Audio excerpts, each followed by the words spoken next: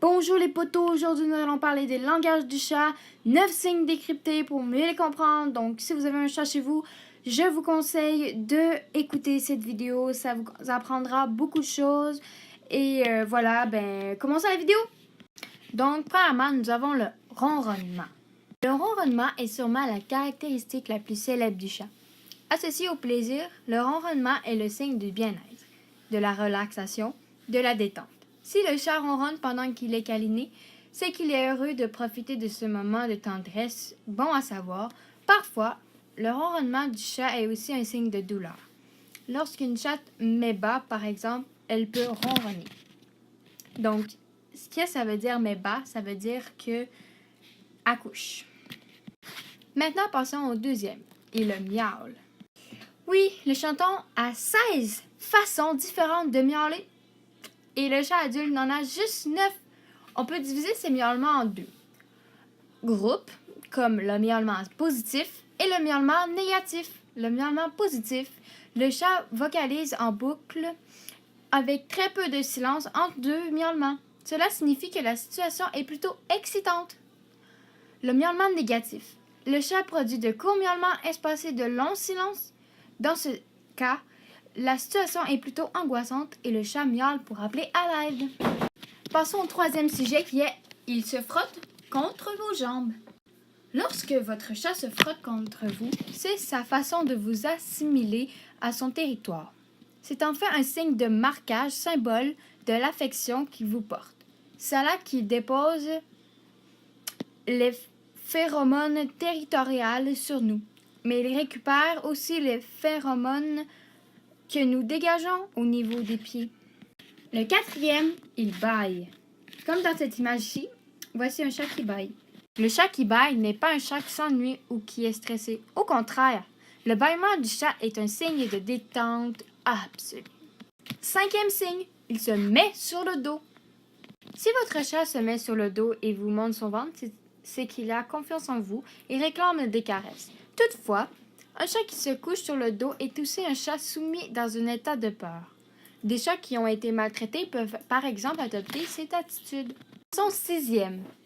Voilà, il remue la queue. Le chat a plusieurs façons de remuer la queue. Premièrement, s'il balance la queue lentement en vous apercevant, c'est qu'il vous dit simplement un petit bonjour. Par contre, s'il remue la queue vivement et nerveusement de droite à gauche, c'est qu'il est en colère et prêt à l'attaque. Attention, certaines races remuent la queue de joie comme les chiens. Elles sont rares, mais cela arrive, souligne la comportementaliste. Le septième, un siffle et ou crache. Tout à fait, je ne savais pas si vous le saviez, donc j'ai mis cette image-là pour vous dire que cette image-là signifie qu'un chat crache en ce moment. Donc, un chat qui siffle et ou crache fait preuve d'agressivité. Il n'est pas rare de voir un chat siffler et cracher sur un autre animal afin de défendre son territoire. Il peut également adopter ce comportement s'il est en train de chasser. En revanche, si votre chat fait preuve d'agressivité à votre égard, mieux vaut ne pas s'en approcher car il pourrait vous attaquer. Dans ce cas, changez-vous, douchez-vous et si le chat continue de vous feuler, appelez le vétérinaire s'il ne souffre pas. Oh oui, le huitième, il mord. Comme je vais vous le dire, ma chatte, elle, a mord beaucoup quand je la flatte. Donc maintenant, dans cette vidéo, je vais savoir pourquoi ma chatte, elle me mord. Il peut y avoir plusieurs causes à la morsure de chat.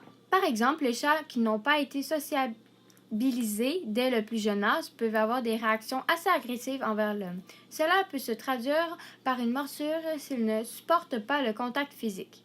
L'agressivité territoriale, la douleur, le stress ou encore la vieillesse peuvent être à l'origine d'une morsure. Si votre chat vous mord, demandez-vous si vous n'avez pas fait quelque chose qui lui a déplu.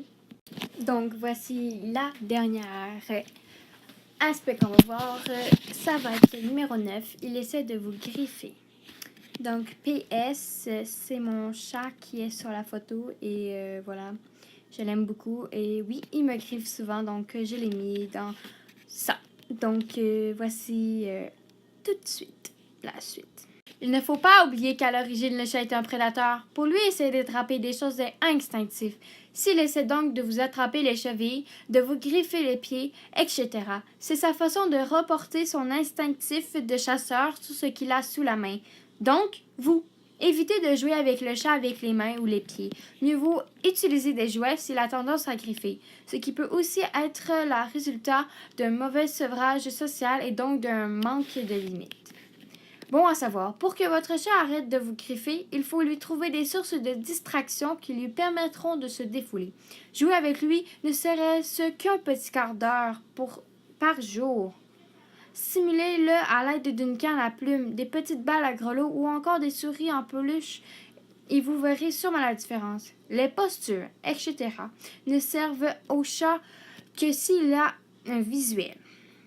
Le plus gros de la communication du chat reste olfactif par la biais de phéromones, lisibles pendant des mois suivant les endroits où elles sont disposées. Rappelle le comportementiste si vous en avez besoin. Donc, voilà les amis, la fin de la vidéo et j'espère que vous me mettrez un pouce bleu pour ces recherches et aussi me mettre un commentaire la vidéo que vous voudrez que je fasse. Je vais la faire, puis t'abonner et à la prochaine pour une nouvelle vidéo.